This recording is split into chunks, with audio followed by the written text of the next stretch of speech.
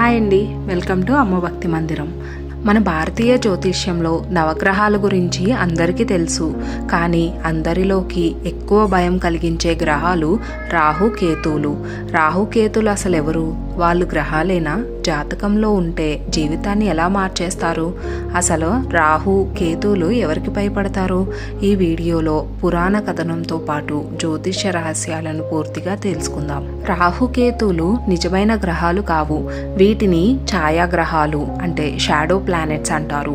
వీటికి సొంత రాశి లేదు. వీళ్ళు మన గత జన్మల కర్మఫలాన్ని ఈ జన్మలో బలంగా చూపించే గ్రహాలు. అందుకే రాహుకేతు దశ వస్తే జీవితం ఒక్కసారిగా మారిపోతుంది. అయితే తిరోగమనం చెందిన తరువాత ఇవి ప్రతి రాశిలో 18 నెలల పాటు ఉంటాయి. ప్రతి ఒక్కరూ రాహుకేతు దుష్ట ప్రభావాలకు భయపడతారు.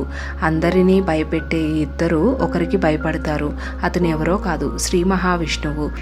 రాహుకేతులనే 2 భాగాలుగా విభజించింది శ్రీ మహావిష్ణువు. రాహుకేతువులు ఎవరంటే, పురాణాల ప్రకారం రాహుకేతుల అసలు పేరు స్వర్బాను. రాహు తల్లి పేరు సింహిక, తండ్రి పేరు విప్రచట్టి. రాహు తల్లి సింహిక హిరణ్యకశిపుని కుమార్తె. రాహువుకి 100 మంది సోదరులు, ఒక సోదరి ఉన్నారు. సోదరి పేరు మాహిష్మితి. స్వర్బాను 100 మందిలో పెద్దవాడు. క్షీరసాగర మథనం తరువాత స్వర్బాను రాహువు కేతువుగా మారాడు.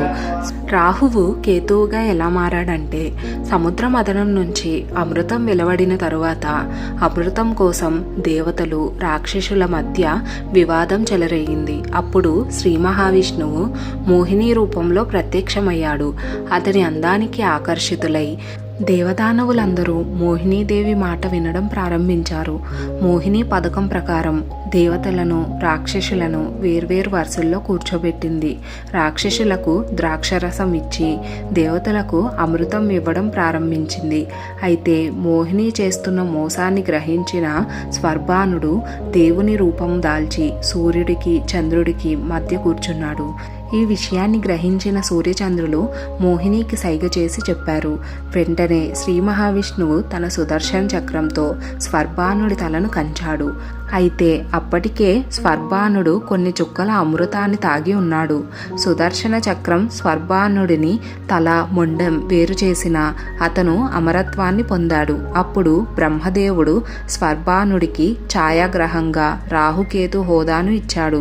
స్వర్బానుడి తలభాగం రాహువుగా, మొండెం కేతువుగా మారింది. సూర్యచంద్రుల మధ్య శత్రుత్వం ఎందుకంటే, సూర్యచంద్రుల కారణంగానే స్వర్బానుడిని శ్రీహరి శిక్షించాడు. అందుకే జ్యోతిష్య శాస్త్రం ప్రకారం నేటికి రాహువు కేతువులు సూర్యచంద్రుల మధ్య శత్రుత్వం ఉంది. రాహువు ప్రభావం ఎలా ఉంటుందంటే, రాహువు భయంకరంగా కనిపిస్తాడు. నల్లగా ఉంటాడు. నల్లని దుస్తులు ధరించి మెడలో పూలమాల ధరించి ఉంటాడు. రాహువు సూర్యచంద్రులకు మాత్రమే కాదు, కుజుడి కూడా శత్రువు. స్వతహాగా క్రూరమైన దూకుడుగా ఉండే గ్రహం. రాహువు అశుభ ప్రభావ లక్షణాలు ఏమిటంటే, రాహు ప్రభావం ఉన్నవారు వారి ఆలోచనలను కలుషితం చేస్తాడు, ఒత్తిడిని కలిగిస్తాడు, ఆరోగ్యాన్ని పాడు చేస్తాడు. అదే సమయంలో రాహువు ఎవరినైనా శుభదృష్టితో చూస్తే ఆ వ్యక్తి సామాజికంగా కీర్తి ప్రతిష్టలు సొంతం చేసుకుంటాడు. వాగ్దీటిగా మాట్లాడుతాడు. చురుకైన తెలివితేటలు, పదునైన మనస్సు గలవాడిగా మారి ఉన్నత స్థానాన్ని సాధిస్తాడు. కేతువు ప్రభావాలు. కేతు అంటే వైరాగ్యం, విరక్తి, ఆధ్యాత్మికత. కేతువును రహస్యమైన అంతుచిక్కని గ్రహంగా పరిగణిస్తారు. కేతువు ముక్తికారకుడు. బూడిద వర్ణంలో 2 భుజములతో ఉంటాడు. కేతువు అశుభ ప్రభావం కారణంగా వ్యక్తి కోపంగా, కఠినంగా మారుతాడు. ఒంటరితనం, అయోమయం, సంబంధ విభేదాలు, జీవితం మీద ఆసక్తి తగ్గడం. కేతు మనల్ని ప్రపంచ బంధనాల నుండి దూరం చేస్తాడు. కేతువు శుభ ప్రభావంతో వ్యక్తి నిర్భయంగా మారుతాడు. భక్తి, జ్ఞానం, మోక్ష మార్గం, యోగా, ధ్యానం మీద ఆసక్తి. ఎవరి జాతకంలోనైనా కేతువు గురువుతో సంయోగం జరిగితే నిరుపేద కూడా పేదవాడిని రాజుగా మారుతాడు. రాహుకేతు దశ ఎందుకు భయపడతారు?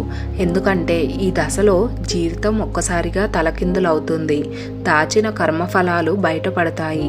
మంచి చెడు స్పష్టంగా తెలుస్తాయి. కానీ భయపడాల్సిన అవసరం లేదు.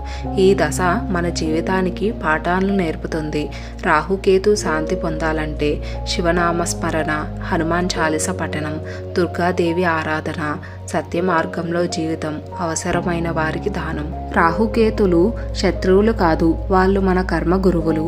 వాళ్ళిచ్చే పరీక్షలు మన జీవితాన్ని శుద్ధి చేయడానికే. ఈ వీడియో మీకు ఉపయోగపడితే లైక్ చేయండి. మీ సందేహాలను కామెంట్స్లో అడగండి.